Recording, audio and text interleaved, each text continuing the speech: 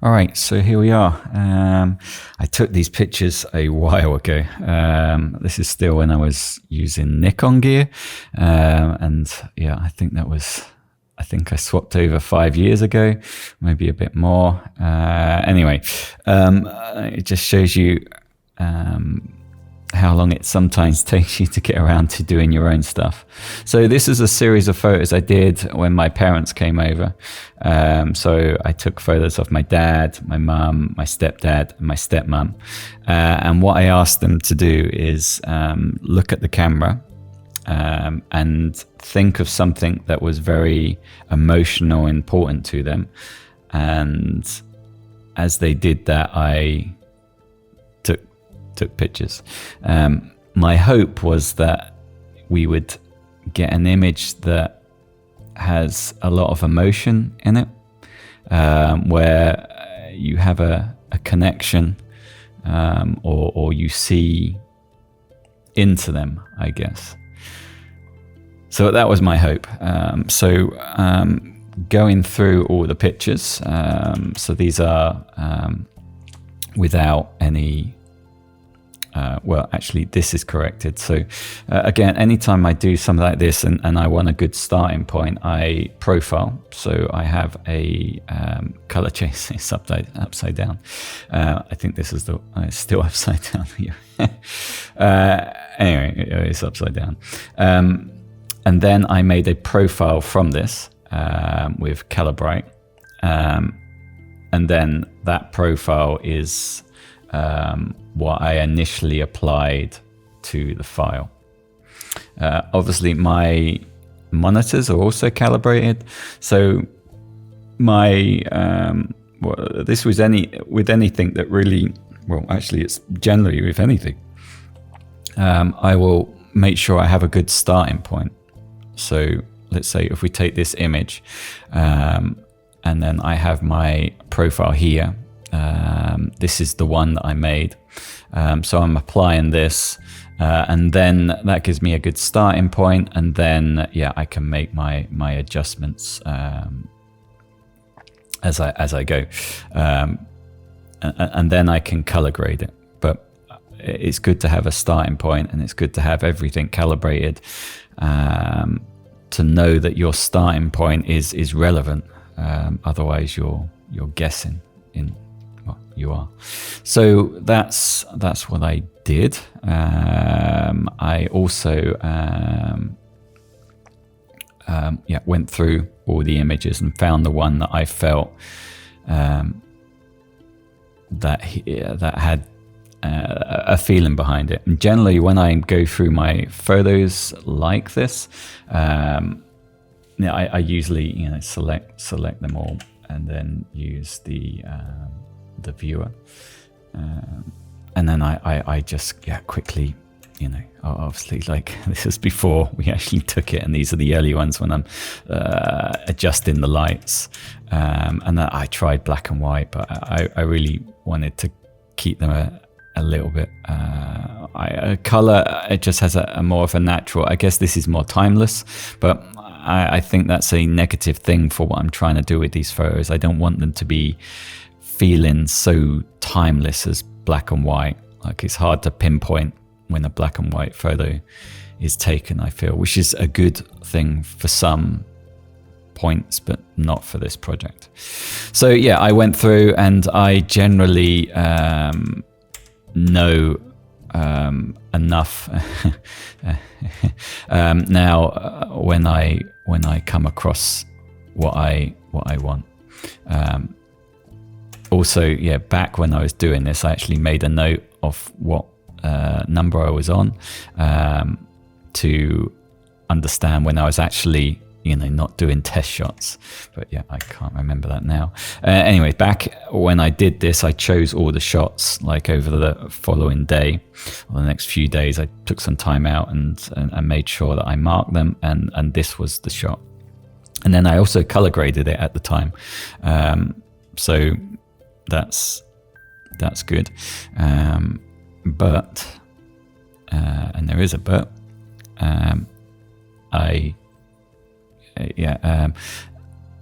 I've now calibrated the screens, and I now feel that, yeah, I'm probably slightly out here. So I'm going to make some minor adjustments. So the whites, I would probably say, need to come up a bit. So there, let's have a look where the, yeah, that's probably about right. Shadows is good. Blacks, I think, are probably good. Yeah, okay. Color is as shot. Clarity.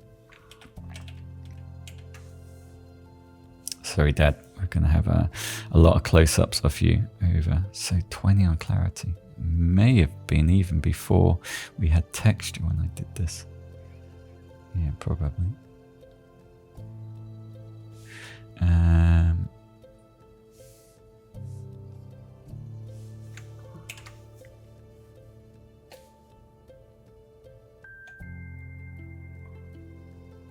Probably hit it quite heavy. Probably. I'm already adding grain. Generally, I don't add the grain to the end, but I'm gonna make a note of what grain I added just on a bit of paper here, because generally if I do these things, I've thought about it and tried out stuff, and I do like the grain that I have here. So yeah, I'll make a note of it, and then I'll reapply it later. But I'm going to take it out now, so when I'm editing and I'm copying these things, grain can be a good way to bring everything together. You know, maybe here it's not quite, and adding a little bit of grain will hide anything. Okay, let's have a look at what we're doing with the masking.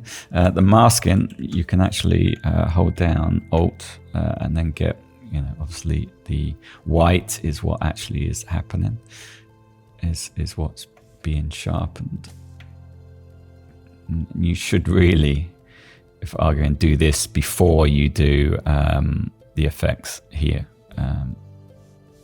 So yeah, what's that? 22 and 4. 22 and 4. So I will do it the correct way. 22 and 4. 22 and 4. Just have to remember 22 and 4. Alright, so we want to pick up most of the skin. And then, yeah, I'm pushing it pretty heavy. Oh, that's way, actually, I would say the Sony cameras, I find are just a lot sharper. What am I doing? Yeah, so I'm getting quite a gritty look. It's quite interesting to see how my brain was thinking back then to how I approach it now. But every camera you get, like the Sony cameras, all these settings are very different. Like this is quite alien to me from what I'm used to applying now. So we're at 22 and 4. 1, 2, 3, 4. All right, what else? What are we doing? So I'm gonna leave. I had. Oh, so I did color grade it quite heavily. Yeah, probably. Not sure what I'm doing there. Yeah. So 15 for 15. Yeah, I might just take that back to 19, and that's -4.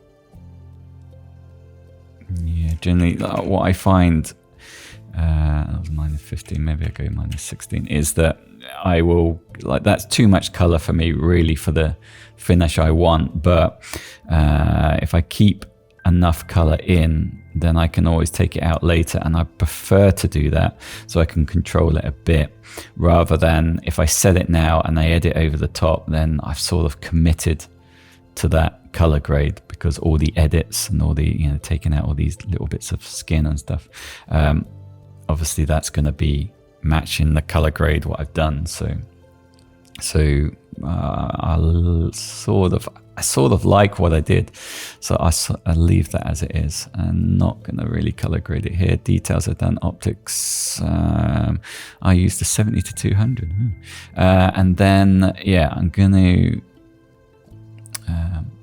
oh yeah, well, only, so this will show you where it's picking it up.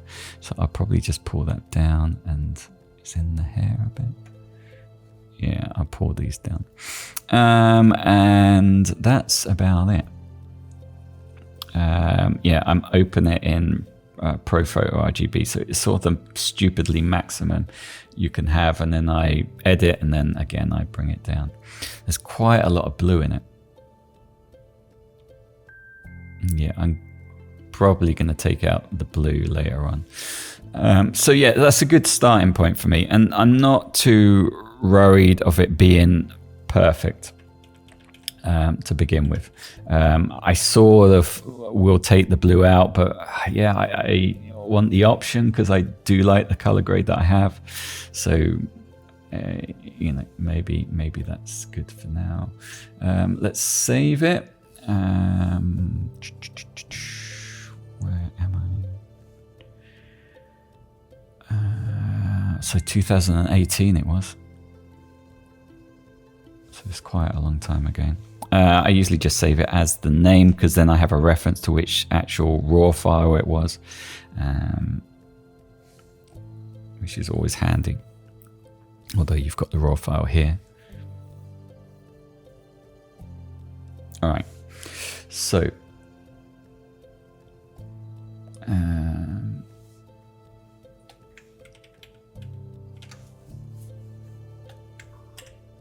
so sorry, Dad. It's gonna be quite a. Let's go down to 80. So yeah, obviously I'm gonna hear that everyone, you know, you can use the new replace tool, but if it's, you know, this is important to me. These images, these are. I hope that this image will be. You know, a bit of a moment in time. So I will edit it by hand to a degree. There's going to be times where, and also I like editing. I find that,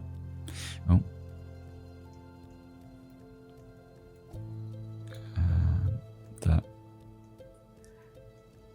you know, for my own work, again, for some clients, it depends on the job, and it depends on what it is. If it's like this is high res, once you start getting down to web, then it's less,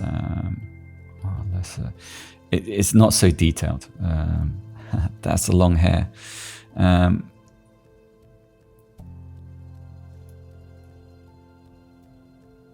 Yeah, it's always a very big conversation to have. Is budget, I guess.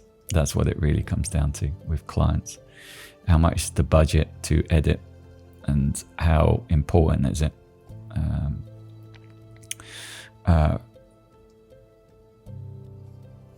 You know, so I if it's a job of a lot of people or staff, and you know, there isn't the budget to edit for 4 hours on each, obviously, then you know, you can batch edit it to a certain point, and then that gives you the time to you know, edit or look over each photo and adjust them to, or you know, correct the things that it couldn't, or you know, when it comes down to it, my eye is going to be better than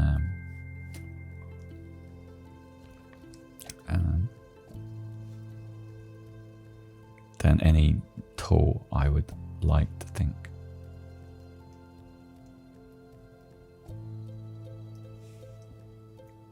So I'm actually just using the clone tool. And it's at quite a high, we're at 80%. So like 2 clicks and that's 100%.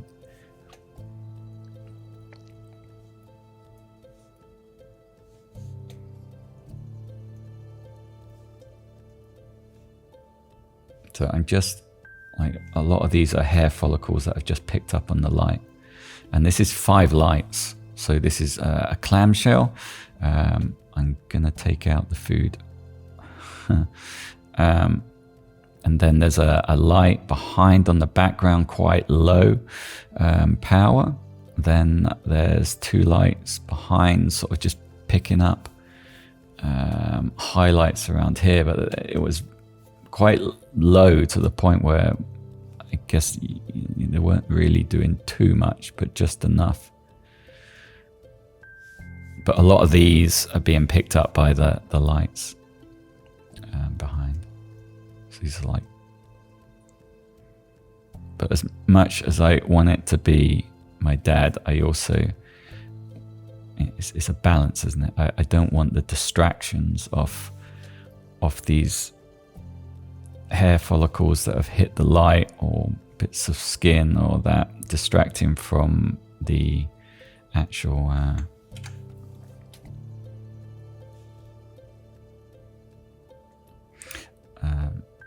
picture. And that's generally how I edit. So I am looking at the image, and if there's something that's really distracting to the point where I noticed that very early on, or the first thing I noticed when you're editing a picture to start off with, that's what will happen really. Like, you know, this hair here and this hair here, and maybe this one here and this one, they are really distracting, and this one here, they're so distracting that it's hard to focus on the eyes. And that's really why I want you, when you look at this photo, I want you to go directly to the eyes. And yes, you know, when you go back here, that's what you do.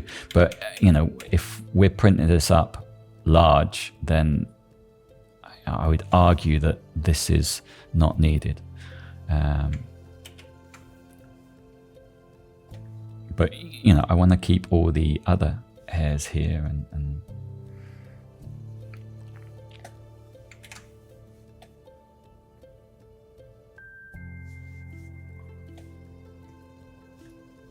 let's go a bit smaller.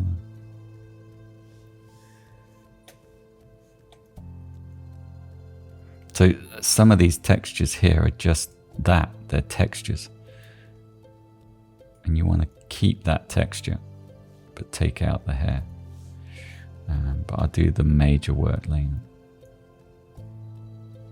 At the moment, I'm just, I'm going to go to 90. And how I set up is that I actually have my Wacom pen with one of the buttons. I think it's the 3D pens. I've got 3 buttons, and there's one button, like a separate big button, and I use that to select a point. And if you look, I'm just always selecting from different areas just to fill in just that point.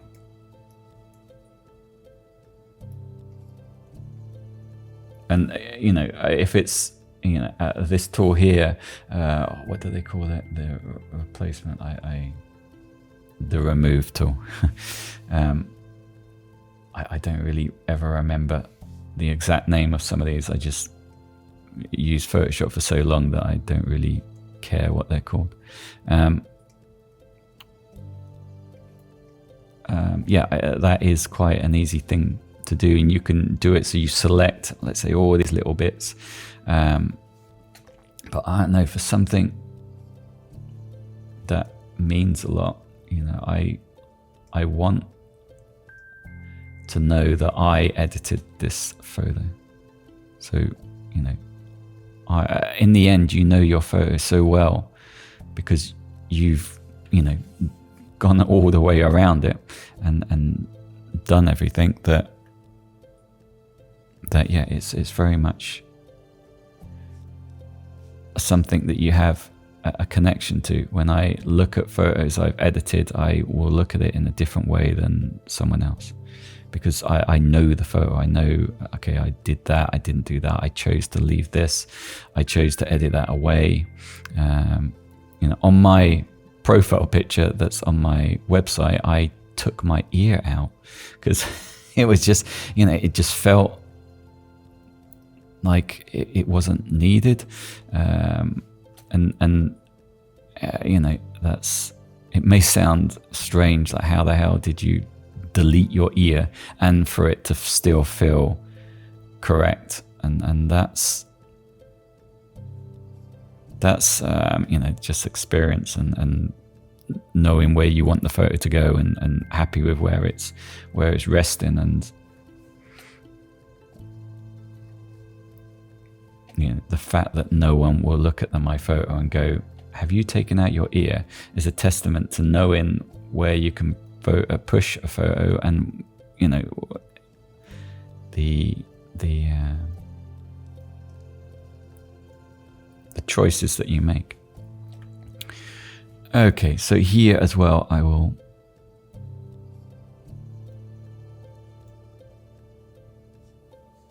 I'll take that out, but I'll do it on another pass.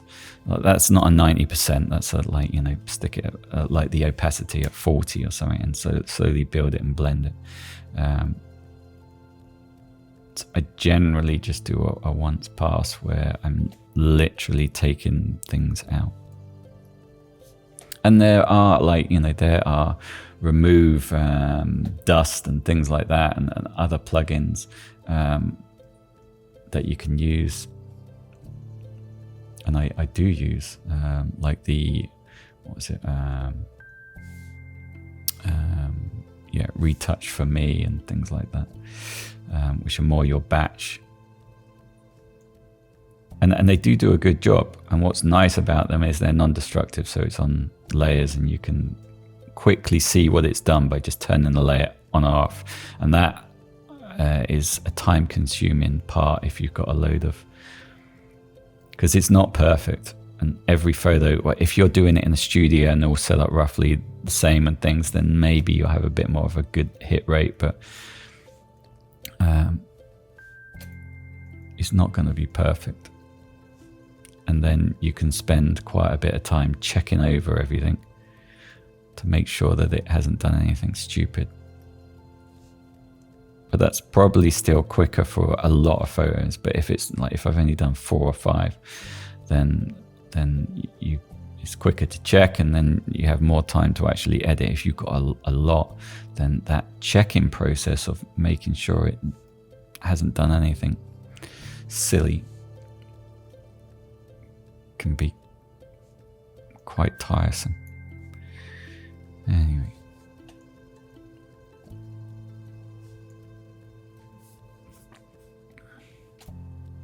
It's weird seeing a Nikon image again. Like, it has a different feel to it. Like, the texture's different. My Sony images, again, I believe that they're sharper. And also the file size is a bit bigger, so the zoom feels a bit off.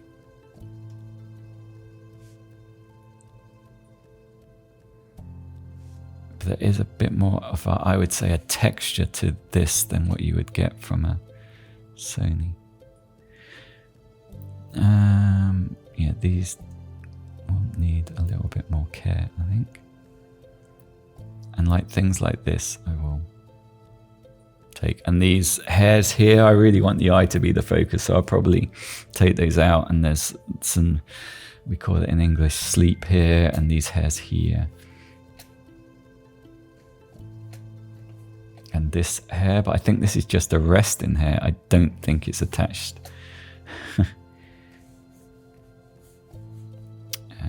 But it must be quite confronting.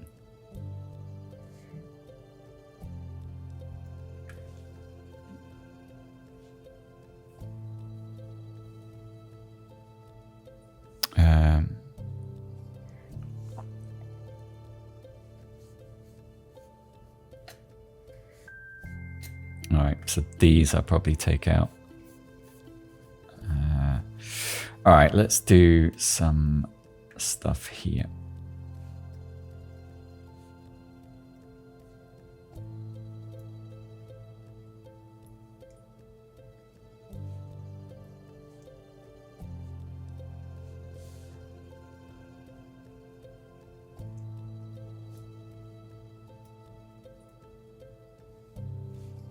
So I could argue, like, this is what the remove tool is generally very good at. Like where you have a pattern like this, and to get rid of that, I need to make sure I copy there, and then I want, let's say, a new little one there, and then, yeah, maybe I copy that one in there.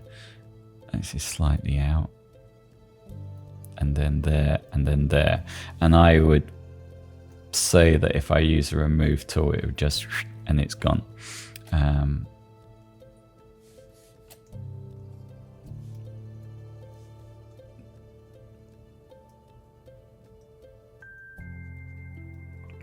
But that's not what this edit is about.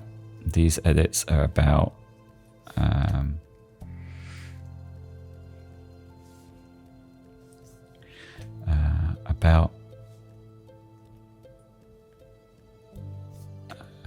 I know it sounds like probably over the top, but it's about me choosing the finish of every part of this image to represent what I envisioned when I took the photo. So I guess with these shots, you know, they did their work, so they hopefully really committed to the thought pattern of whatever the thing they were thinking of. I didn't ask them to tell me, I didn't want to know. And then the rest of it is my job to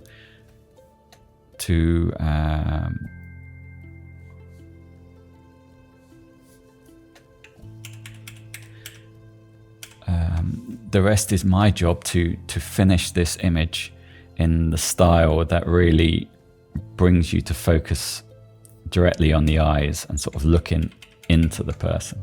And to do that, I believe that you need to take away all the distractions, color grade it beautifully,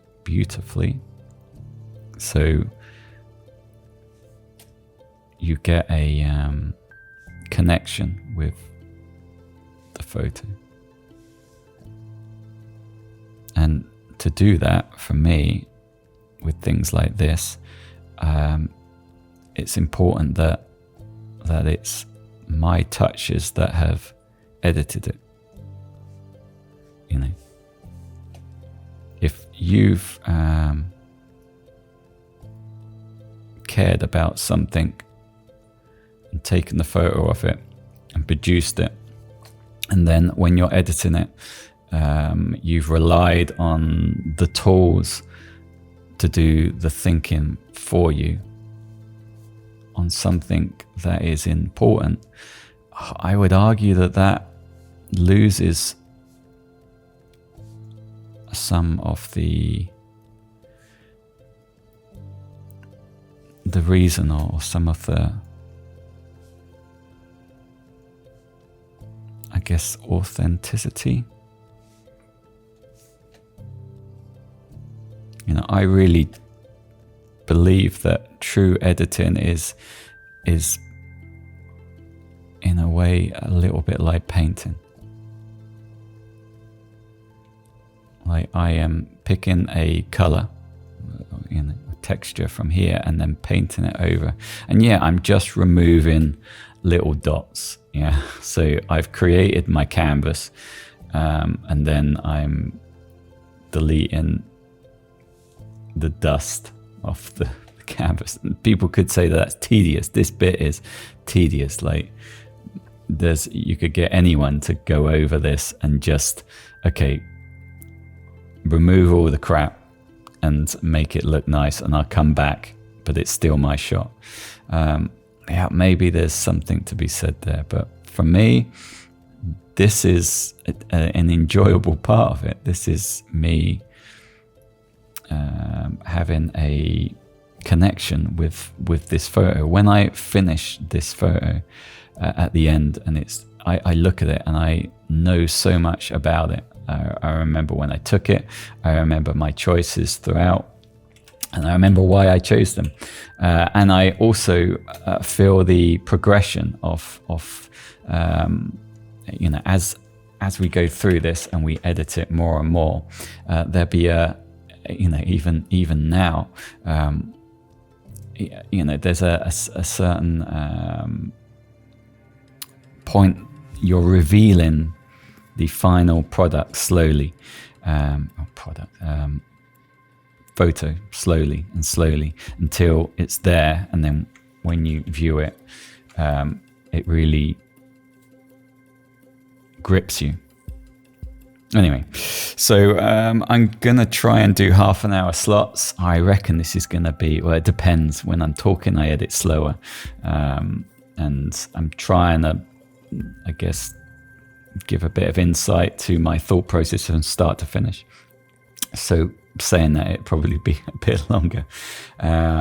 But there's a lot to do. Like, we've got to edit all this in the background. Although the background's nice as it is, I usually take this color and I create my own background. So maybe I'll go a little bit lighter here, and then I'll sort of blend it between. That's generally what I do. Then I add texture behind it, which is a very long process. And I could just stick with this, but I don't know. And sometimes I do that, and then you know, I go, I'll just stick with the normal. But remember, this is me having my own, like, there's no budget behind this. I can edit it for 10 days if I want. And I like that freedom to be able to go as far as I want. But there's always a feeling when it's there. It would never be 10 days. Like, you know, there's a natural feeling where you go, okay, that's it.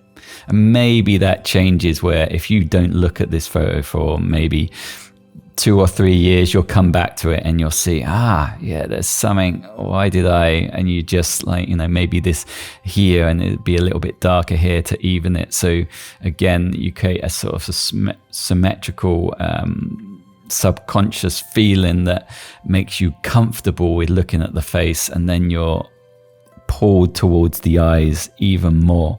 You know, little touches like that. But generally, 90%, I'd look at it and go, yeah, it's finished. Anyway, we'll leave it there, and yeah, I'll see you on the next one.